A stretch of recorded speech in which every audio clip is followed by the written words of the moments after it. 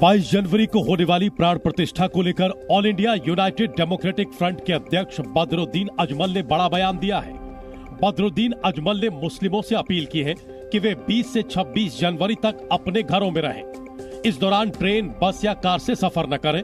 अजमल ने यह भी कहा कि बीजेपी मुस्लिम धर्म की दुश्मन है। 20 तारीख का 24-25 तारीख केहू से ट्रेन बीजेपी हमारे सबसे बड़ा शत्रु, मुस्लिम पर्सन।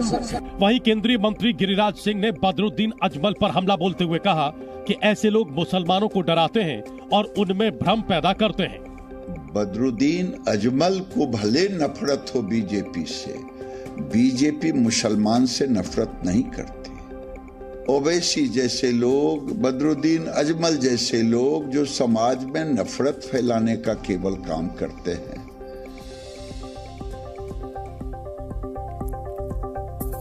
और भगवान के ससुराल यानी मिथिला के लोग प्राण प्रतिष्ठा कार्यक्रम को लेकर खासे आह्लादित हैं। श्री राम के ससुराल से उपहार भेजे जा रहे।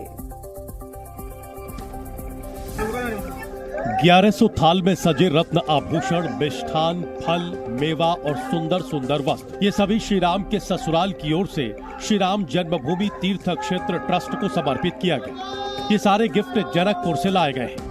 मिथिला के लोग अपने जीजा यानी श्री राम की प्राण प्रतिष्ठा को लेकर आह्लादित हैं। ट्रस्ट के महासचिव चंपत राय को रामलला का सखा मानकर जनकपुर की महिलाओं ने उल्लाने से स्वागत किया। इस मौके पर श्री राम जन्मभूमि तीर्थ क्षेत्र ट्रस्ट के महासचिव चंपत राय ने कहा कि नेपाल और भारत का रिश्ता त्रेता युग से चला आ रहा है और नेपाल के क्षेत्र से कन्या पक्ष के लोग वर पक्ष के लिए उपहार लेकर आए हैं। हम उनका स्वीकार करते हैं, स्वागत करते हैं, कृतज्ञता व्यक्त करते हैं, मस्तक नमन करते हैं जनकपुर नेपाल के प्रति। वहीं शिवसेना यूबीटी के अध्यक्ष उद्धव ठाकरे ने कहा कि 22 जनवरी को नासिक में गोदावरी तट पर महाआरती की जाएगी। तो अयोध्या के श्री राम मंदिर पर कांग्रेस नेता प्रमोद कृष्णम ने कुछ अजब सा बयान दे दिया है और इसको लेकर देखिए कांग्रेस की स्थिति असहज हो सकती है। क्या कहा है प्रमोद कृष्णम ने, पूरी खबर देखिए 1 मिनट में। अयोध्या के श्री राम मंदिर में रामलला की प्राण प्रतिष्ठा की तैयारियों के बीच सियासी बयानबाजी करने वाले कांग्रेस के नेता प्रमोद कृष्णम ने जमकर आलोचना की है। प्रमोद कृष्णम ने श्री राम के विरोधियों को असुर करार दिया है और कहा है कि ऐसे लोगों को भारत में रहने का अधिकार नहीं है। जो राम का विरोध करता है, जो राम को नहीं मानता है, वो तो असुर है और असुरों को भारत में रहने का अधिकार नहीं है। समाजवादी पार्टी नेता अखिलेश यादव पर निशाना साधते हुए प्रमोद कृष्णम ने मंदिर आंदोलन के दौरान मुलायम सिंह यादव सरकार की कृत्यों को याद दिलाया। अखिलेश यादव जी की जमीन खिसक रही है। अखिलेश यादव जी के पिताश्री स्वर्गीय मुलायम सिंह यादव जी ने भगवान राम के भक्तों पर गोलियां चलाई थी, गोलियां चलवाई थी। रामलला के कितने भक्तों का बलिदान हुआ, ये इतिहास के पन्नों में दर्ज है। इसी बीच खबर ये भी आ रही है कि यूपी कांग्रेस के कई नेता 15 जनवरी को अयोध्या जाएंगे, जहां वो श्री रामलला और हनुमानगढ़ी के दर्शन करेंगे। बिहार में INDI गठबंधन में सीट शेयरिंग का मुद्दा फाइनल हो गया है। लोकसभा चुनाव के लिए बिहार में विपक्षी गठबंधन तैयार है। लोकसभा चुनाव के लिए बिहार के विपक्षी दलों के बीच सीटों का बंटवारा हो गया है। जेडीयू अध्यक्ष और बिहार के सीएम मुख्यमंत्री नीतीश कुमार और लालू यादव की आरजेडी ने सीट बंटवारे का फॉर्मूला तय कर लिया है। सूत्रों के मुताबिक इस फॉर्मूले में जेडीयू और आरजेडी को 16-16 सीटें देने की बात है। वहीं अन्य 8 में से 5 सीटों पर कांग्रेस तो 2 सीटों पर CPI-ML को चुनाव लड़ने का प्रस्ताव है। 1 सीट CPI या CPM को देने की बात है। हालांकि कांग्रेस बिहार में 9 सीटों की मांग पर अड़ी है। जेडीयू कोटे से बिहार सरकार में मंत्री संजय झा का कहना है कि बिहार की लोकसभा सीटों को लेकर किसी तरह का कोई विवाद नहीं है। सीट कोई इशू महागठबंधन में नहीं रहेगा। लार्जर इशू है 40 सीट जीतना, सबसे बड़ी बात है। और 40 सीट जीतने का फॉर्मूला क्या होगा, उस पर महागठबंधन काम करेगा। इंडिया गठबंधन में ऑल इज वेल है, ये लगातार हम लोग कह रहे हैं।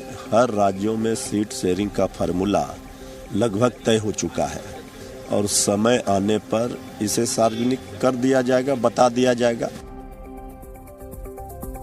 तो लोकसभा चुनाव के लिए सीट बंटवारे को लेकर कांग्रेस पार्टी आज से INDIA गठबंधन के नेताओं से चर्चा करेगी। 2024 के चुनाव में बीजेपी को हराने के लिए बनाए गए इंडिया गठबंधन में कांग्रेस कितनी सीटों पर चुनाव लड़ेगी, इसको लेकर कयास जारी है। कांग्रेस पार्टी आज से सीट बंटवारे को लेकर 3 दिनों तक सहयोगी पार्टियों से विचार विमर्श शुरू करने जा रही है।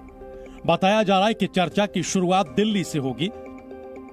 उन्होंने निर्देशित किया है खड़गे साहब ने कि अब हम लोग जो जिन जिन राज्यों में हम लोग गठबंधन कर रहे हैं उन राज्यों के जो प्रमुख पार्टियां हैं उनसे हम लोग बातचीत शुरू करेंगे। कांग्रेस पार्टी 9 राज्यों में ही गठबंधन में चुनाव लड़ने वाली है। बिहार, झारखंड, दिल्ली, पंजाब, उत्तर प्रदेश, महाराष्ट्र, पश्चिम बंगाल, केरल, तमिलनाडु वो राज्य हैं जहां कांग्रेस गठबंधन के सहयोगियों से बातचीत करेगी। लेकिन जेडीयू, आम आदमी पार्टी, समाजवादी पार्टी, तृणमूल कांग्रेस के रुख को देखते हुए कांग्रेस के लिए इन राज्यों में गठबंधन में ज्यादा सीटें हासिल करना आसान नहीं दिख रहा है।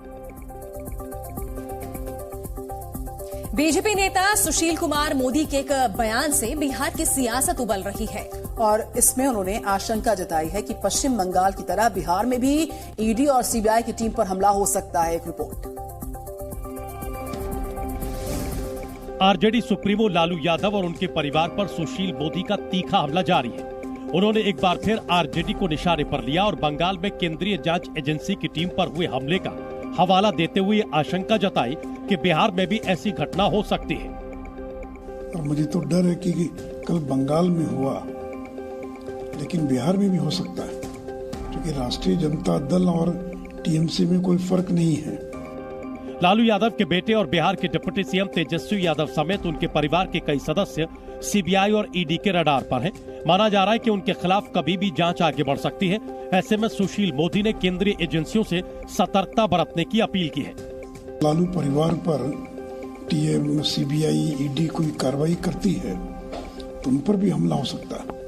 इसलिए सीबीआई, ईडी के लोग जब बिहार में कोई कार्रवाई करें तो पूरी तैयारी से करें, पैरामिलिट्री फोर्स लेकर करें, ताकि बंगाल जैसी घटना न दोहराई जा सके। इससे पहले तेजस्वी यादव ने भी सुशील मोदी पर हमला बोला था।